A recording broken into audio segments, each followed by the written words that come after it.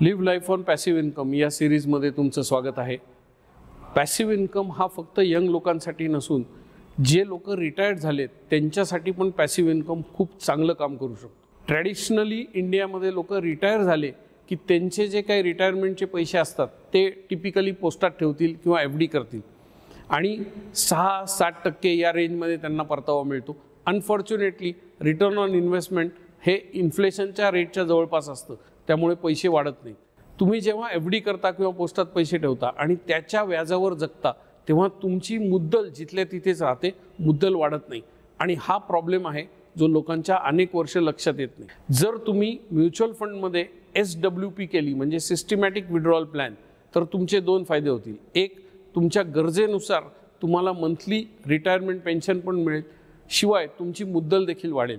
ह्यानी इन्फ्लेशन रेटला बीट करण्यासाठी तुम्ही तुमची लाईफस्टाईल कॉम्प्रोमाइज करायची गरज नाही आहे, तर लाईफस्टाईल तुम्ही उंचावू शकता।